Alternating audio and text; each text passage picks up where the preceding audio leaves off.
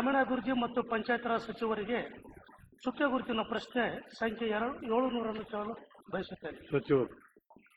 ಮಾನ್ಯ ಸಭಾಪತಿಗಳಿಗೆ ಉತ್ತರವನ್ನ ಒದಗಿಸಲಾಗಿದೆ.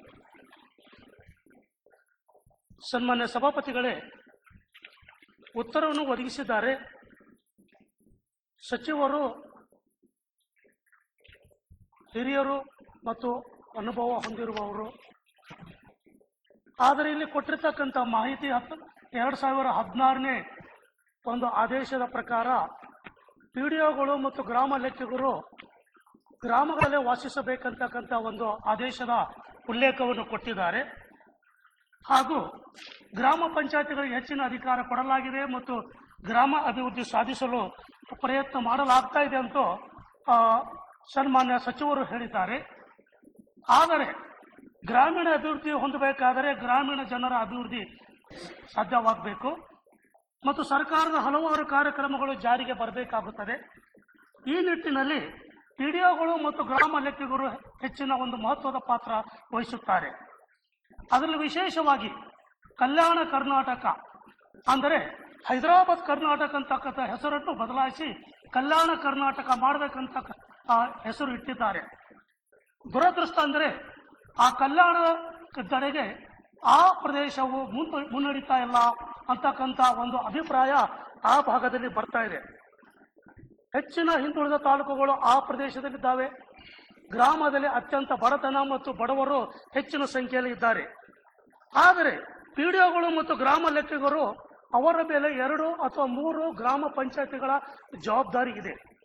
ಅಂದರೆ ಒಬ್ಬ ಪಿಡಿಒ ಅಥವಾ ಗ್ರಾಮ ಲೆಕ್ಕಿಗನು ಆತನ ಮೇಲೆ 2-3 ಈ ಗ್ರಾಮ ಪಂಚಾಯತಿಗಳ ಜವಾಬ್ದಾರಿ ಇರುವುದರಿಂದ ಅವರು ಈ ಒಂದು ತಮ್ಮ ಜವಾಬ್ದಾರಿಯನ್ನು ಸಮರ್ಪಕವಾಗಿ ನಿರ್ವಹಿಸಲು ಸಾಧ್ಯವಾಗ್ತಾ ಇಲ್ಲ.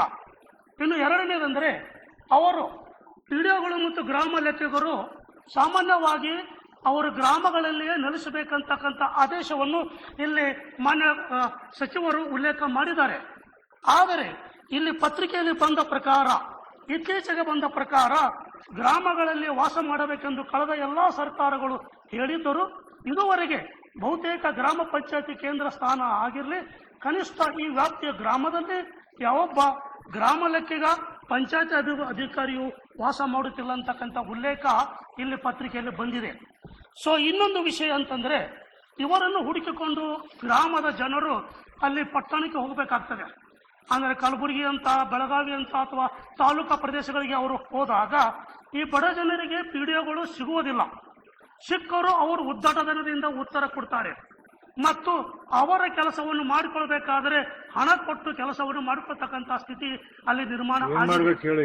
ಅದಕ್ಕಾಗಿ ಮಾನ್ಯ ಸಚಿವರು ಈ ನಿಟ್ಟಿನಲ್ಲಿ ಅವರು ಏನು ಕಠಿಣ ಕ್ರಮ ಕೈಗೊಳ್ತಾ ಇದ್ದಾರೆ ಅಂತಕ್ಕಂಥ ವಿಚಾರ ಹೇಳಿದರೆ ನಾನು ಮುಂದೆ ಇನ್ನೊಂದೆರಡು ವಿಷಯ ಹೇಳುತ್ತೇನೆ.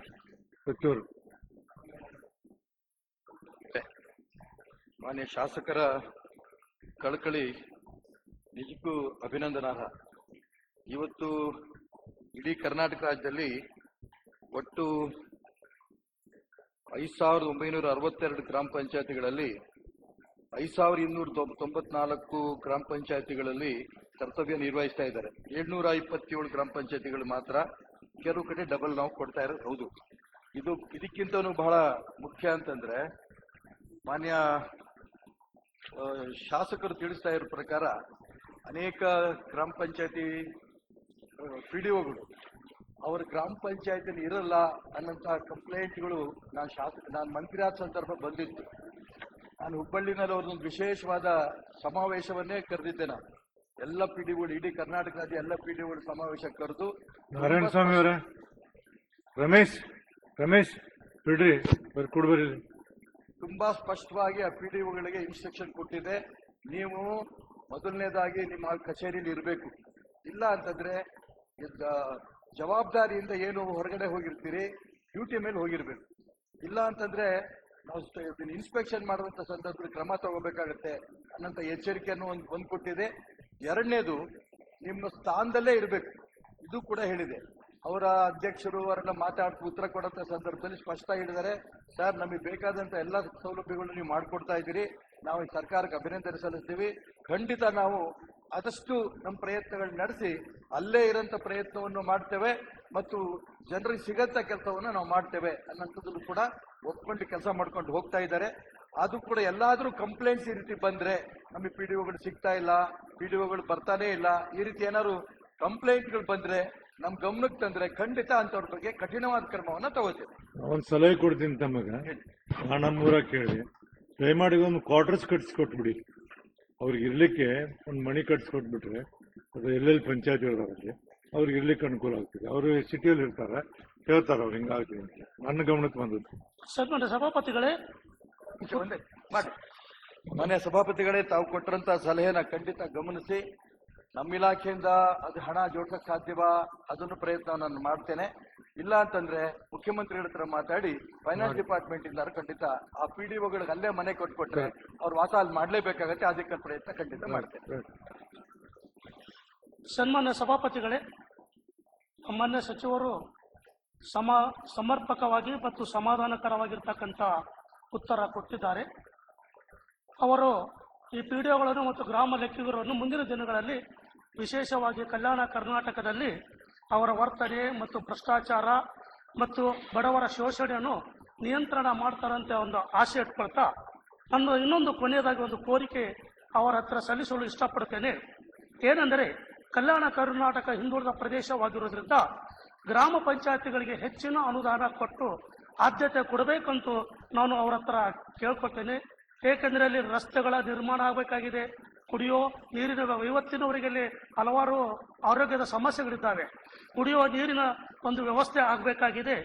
ಇದೆಲ್ಲವೂ ಮಾನ್ಯ ಸಚಿವರು ಆದ್ಯತೆ ಮೇರೆಗೆ ಅನುದಾನ ನೀಡಬೇಕಂತ ಅವರಲ್ಲಿ ಕೋರಿಕೆ ಸಲ್ಲಿಸುತ್ತಾ, ಈ ನಮ್ಮ ಕರ್ನಾಟಕದಲ್ಲಿ ಪ್ರಾದೇಶಿಕ ಒಂದು ಅಸಮಾನತೆ ಇವತ್ತಿನವರೆಗೆ 75 ವರ್ಷ ಆದರೂ ಸಹಿತ ಅದನ್ನು ಅನುಭವಿಸ್ತಾ ಇದ್ದೇವೆ. ಅದಕ್ಕಾಗಿ ಅದನ್ನು ನಿವಾರಿಸುವಲ್ಲಿ ಮಾನ್ಯ ಸಚಿವರು ಸಹಾಯ ಮಾಡುತ್ತಿರತಕ್ಕಂಥ ಒಂದು ಆಸೆ ಇಟ್ಕೊಂಡು ನನ್ನ ಮಾತು ಮುಗಿಸ್ತೇನೆ. ಲಿಂಗಪ್ಪರ್ ಒಂದ್ ನಿಮಿಷ. ಲಿಂಗಪ್ಪರ್ ಪಾಪ ಯಾವಾಗಿತ್ತು ಇಬ್ರಾಹಿಂ ಸಾಹೇಬ್ ನನ್ನ ನೋಡ್ತಾರೆ. ಸಭಾಪತಿಗಳಿಗೆ ಅವಕಾಶ ಕೊಟ್ಟದಕ್ಕೆ ವಂದನೆಗಳು. ತಾವೇನು ಸಲಹೆ ಕೊಟ್ರಿ, ಆಯಾ ಗ್ರಾಮ ಪಂಚಾಯಿತಿ ಕೇಂದ್ರಗಳಲ್ಲಿ ವಸತಿಯನ್ನ ಕಟ್ಕೊಡಿ ಅಂತಂತೇಳಿ ಸರ್, ಇತ್ತೀಚೆಗೆ ಬಂದಂತ PDOಗಳು ಗ್ರಾಮಗಳಲ್ಲಿ ವಾಸ ಮಾಡೋದಿಲ್ಲ. ನಾವು ಹೇಳಿದಂತ ಸಲಹೆ ಸರ್ಕಾರ ಕಾರ್ಯಗತ ಮಾಡಿದ್ರು ಮುಕ್ಕಾಲು ಭಾಗ ಅವರು ವಾಸ ಇರೋದಿಲ್ಲ. ಯಾಕೆಂದ್ರೆ ಉದಾಹರಣೆಗೆ ನಮ್ಮ ಪಂಚಾಯತಿ ನಮ್ಮ ಗ್ರಾಮದಲ್ಲೇ ಒಂದು ಗ್ರಾಮ ಸೇವಕರಿಗಾಗಿ ಇದು PDOಗಾಗಿ ಒಂದು ಮನೆ ಕಟ್ಸಿತ್ತು, ಸರ್ಕಾರ ಕಟ್ಸಿಕೊಟ್ಟು.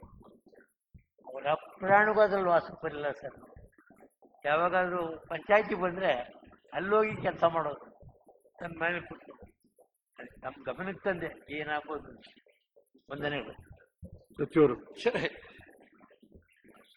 ಯಾಕೆ ಆ ಮನೇಲಿ ಅವರಿಲ್ಲ, ಯಾವ ಮನೇಲಿ ಅವರಿದ್ದಾರೆ ನನ್ ಖಂಡಿತ ಗೊತ್ತಿಲ್ಲ. ಇಲ್ಲಿ ಪ್ರಶ್ನೆ ಅಲ್ಲೊಂದು ಇಲ್ಲೊಂದು ಇಲ್ಲ ಅಂತ ಹೇಳಲ್ಲ. ಯಾಕೆಂತಂದ್ರೆ ಹಿರಿಯ ಸದಸ್ಯರು ಅವರ ಸ್ವಂತ ಅನುಭವ ಹೇಳ್ತಾರಂತ ಸಂದರ್ಭದಲ್ಲಿ ನಾನು ಇಲ್ಲ ಅನ್ನಲ್ಲ, ಆ ದಿಕ್ಕಲ್ಲೂ ಕೂಡ ನಾನು ಗಮನಿಸ್ತೀವಿ. ಆದ್ರೆ ತಾವು ಇಡೀ ರಾಜ್ಯಕ್ಕೆ ಕೊಟ್ಟರಂತ ಒಂದು ಸಲಹೆ ಇದೆಯಲ್ಲ, ಬಹಳ ಒಳ್ಳೆ ಸಲಹೆ ಇದೆ. ಆ ದಿಕ್ಕಲ್ಲಿ ಗಮನ ಹರಿಸ್ತೀನಿ ಅಂತ ಹೇಳಿದ್ದೀನಿ. ಮತ್ತು ನಮ್ಮ ಶಾಸಕರೇನು ಪ್ರಶ್ನೆ ಕೇಳಿದರೆ, ಆ ಗ್ರಾಮ ಪಂಚಾಯತಿ ಹೆಚ್ಚಿನ ಹಣವನ್ನು ಸಿಗೋ ರೀತಿಯಲ್ಲಿ ಪ್ರಯತ್ನ ಮಾಡಬೇಕು ಅಂತ 15ನೇ ಹಣಕಾಸಿನ ಮುಖಾಂತರ ಇರ್ಬೋದು, ಅವರು ಟ್ಯಾಕ್ಸ್ ಸಂಗ್ರಹ ಮಾಡೋದಿರ್ಬೋದು, ಕೇಂದ್ರ ಸರ್ಕಾರಕ್ಕೆ ಬರೋಂಥ ಹಣ ಇರ್ಬೋದು, ಪಟ್ಟ ರಾಜ್ಯ ಸರ್ಕಾರದ್ದು ಕನಿಷ್ಠ ಒಂದೊಂದು ಗ್ರಾಮ ಪಂಚಾಯತಿ 1 ಕೋಟಿ ರೂಪಾಯಿನಷ್ಟಾದ್ರೂ ಸಿಗಬೇಕು. ಆ ದಿಕ್ಕಿನಲ್ಲೆಲ್ಲ ಪ್ರಯತ್ನವನ್ನು ನಡೆಸ್ತಾ ಇದ್ದೇವೆ.